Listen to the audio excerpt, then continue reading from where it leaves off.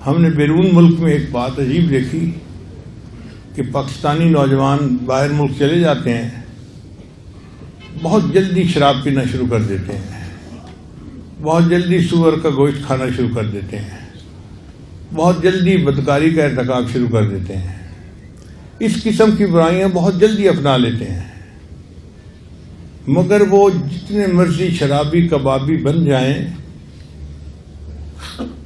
اسلام سے نہیں ہٹتے، اپنے آپ کو کہتے مسلمان ہیں۔ چنانچہ مجھے ایک بندہ ملا امریکہ میں نے پوچھا آپ کا نام کیا ہے؟ کہنے لگا میرا نام مو ہے۔ اب میں حیران کہ بھئی مو نام کیا ہے؟ تو پتہ چلا کہ ماں باپ نے نام محمد رکھا تھا، یہ چونکہ اب شرابی کبابی بن گیا یہاں آ کے، تو اسے اچھا نہیں لگتا تھا کہ مجھے شراب خانے میں کوئی محمد کے نام سے پکارے، تو اس نے لوگوں کو کہا جی میرا نام مو ہے۔ اب اس قدر غافل بندہ جو اپنا نام بھی مو کہلواتا ہے اور الٹے سیدھے کاموں میں لگا ہوا ہے، ایمان اس کے بھی دل میں ہے۔ میں نے اس سے بات چیت کی تو مجھے محسوس ہوا کہ ایمان تو اللہ پہ بڑا پکا ہے، اس کا ذرا ہٹنے کو تیار نہیں۔ تو پھر اندازہ ہوا کہ باقی عادتیں اس نے بڑے ہو کے سیکھی تھیں، شراب نہیں پینا، بدکاری نہیں کرنا، سور کا گوشت نہیں کھانا، جو اس نے خود سیکھی تھی اس نے آرام سے چھوڑ دی۔ اور جو بات بچپن میں ماں نے سکھائی تھی کہ بیٹا اللہ ہے جس نے کائنات کو پیدا کیا، جس نے دین کو بھیجا، یہ چونکہ بچپن میں ماں نے سکھائی تھی، یہ اتنی ڈیپ روٹڈ تھی کہ بچہ اس کو چھوڑنے کے لیے تیار نہیں تھا۔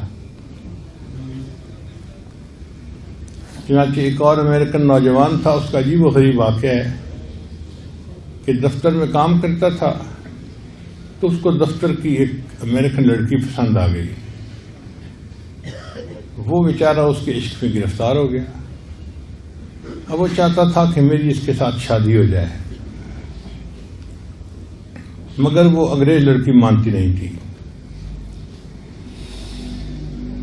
وقت گزرنے کے ساتھ ساتھ اس کی حالت اتنی عجیب ہوئی کہ اس کو یوں لگتا تھا کہ بس پوری دنیا میں اگر کوئی میرا مقصد ہے تو میں نے اس لڑکی سے شادی کر کے رہنا ہے۔ اس نے اس سے بات کی کہ تو جو شرط لگائے گی میں قبول کروں گا، شادی میں نے تجھ سے کرنی ہے۔ لڑکی نے اپنے والدین سے بات کی، لڑکی کے والد نے کہا کہ ٹھیک ہے ہم تمہاری شادی کر دیں گے، مگر چند باتیں اس سے ہم منائیں گے۔ کون سی باتیں؟ پہلی بات یہ کہ شادی کے بعد یہ واپس اپنے ملک پاکستان کبھی نہیں جائے گا۔ لڑکا مان گیا۔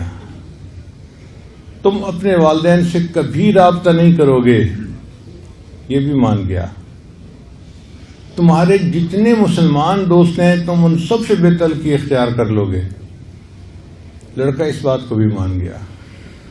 پھر جس ایریے میں تم رہتے ہو وہاں اپنا گھر چھوڑ کے، جہاں لڑکی کے ماں باپ کا گھر ہے جو عیسائیوں کی آبادی تھی، وہاں تم اپنا گھر لو گے۔ لڑکا یہ بھی مان گیا۔ پھر ان کا کہ اچھا ہم جب کھانے کے لیے جائیں گے تو جو کچھ ہم کھائیں گے وہ تمہیں بھی کھانا پڑے گا، جو ہم پیئیں گے تمہیں بھی پینا پڑے گا۔ لڑکا یہ شرطیں بھی مان گیا۔ پھر انہوں نے ایک شرط آخری لگائی، ہم ہفتے میں ایک دفعہ چرچ جاتے ہیں سنڈے کے دن، ہمارے ساتھ تم سنڈے کے دن چرچ میں جایا کرو گے۔ لڑکا یہ بات بھی مان گیا۔ پاگل ہوا ہوتا ہے نا، جیسے وہ لڑکا پاگل ہوا تھا۔ تو بہرحال لڑکی کے ماں باپ نے اجازت دے دی اور اس کی امریکن لڑکی سے شادی ہو گئی۔ شادی ہوتے ہی اس نے اپنا گھر بدلا اور اچانک غائب ہو گیا۔ نہ دوستوں کو پتا نہ گھر والوں کو پتا کہ کہاں غائب ہو گیا ہے۔ بہت عرصہ گزر گیا، سمجھ ہی نہیں لگتی تھی۔ اللہ کی شان دیکھیں کہ 2 سال اس طرح یہ لڑکا غائب رہا۔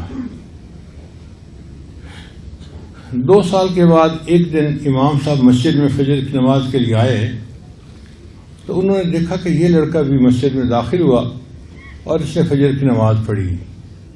پھر امام صاحب سے بات ہوئی تو امام صاحب نے کہا بھائی کہاں غائب ہو گئے، 2 سال سے آپ کو دیکھا ہی نہیں، آج آپ اچانک برآمد ہو گئے ہیں کہیں سے۔ کہنے لگا جی میں مسجد کی بجائے کمرے میں بیٹھ کے سٹوری سناؤں گا۔ امام صاحب مسجد کے کمرے میں لے آئے۔ اس نے کہا جی کہ میرے اوپر ایسا غلبہ تھا اس لڑکی کا، عشق کا، کہ میں کہتا تھا کہ جو مرضی ہو جائے مجھے اس لڑکی سے شادی کرنی ہے۔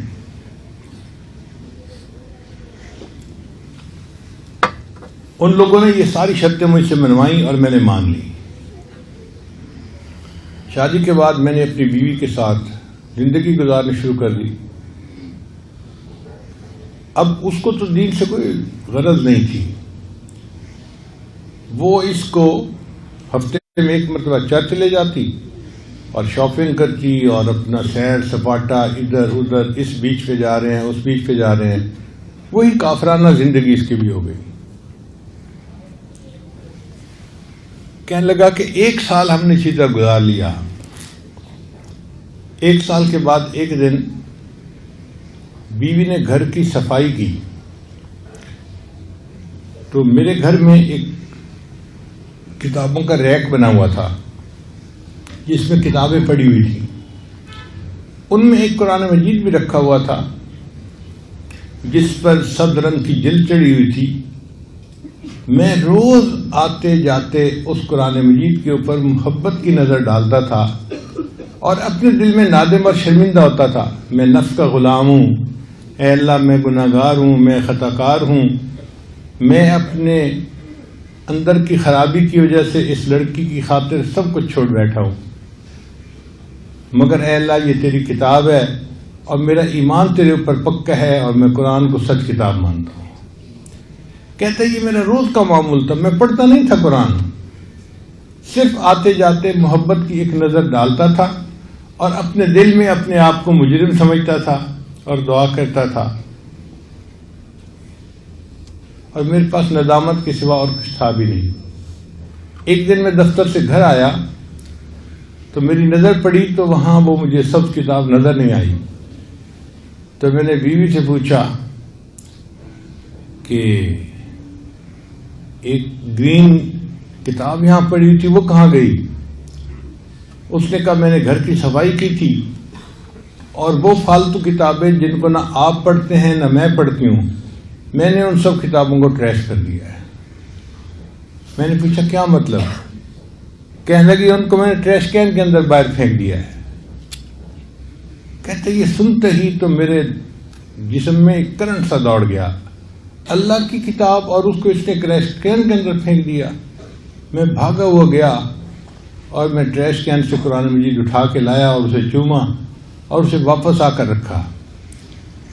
اب میری بیوی ضد کر کے بیٹھ گئی، تم اس کتاب سے محبت کا کیوں اظہار کر رہے ہو؟ میں نے کہا یہ قرآن مجید اللہ کا کلام ہے۔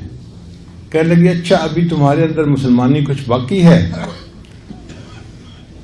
میں نے کہا ہاں، شادی تمہارے ساتھ کی ہے، اپنا ایمان تو میں نے تمہیں نہیں بیچا۔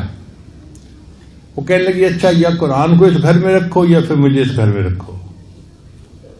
میں نے اسے بہت سمجھایا کہ دیکھو یہ میرا پرسنل معاملہ ہے، تو اس پہ انٹرفیئر نہ کر، ہم اچھا زندگی گزار رہے ہیں۔ لڑکی کو پتا تھا کہ میں اس کی کمزوری ہوں۔ کہنے لگا کہ اس نے بریف کیس بنایا، کہنے لگی کہ میں اب گھر جا رہی ہوں، والدین کو جا کے بتاتی ہوں کہ تمہارے اندر ابھی بھی اسلام باقی ہے، تم مسلمان ہو۔ تو وہ تو اپنے ماں باپ کو بتانے چلی گئی اور میں پھر اس کو چھوڑ کے مسجد میں آ گیا، اپنے رب کو منانے کے لیے آ گیا۔ اور جو قرآن مجید کی تھوڑی سی محبت اس بچے کے دل میں تھی، اس کی وجہ سے اللہ نے اس کا ایمان بچا لیا۔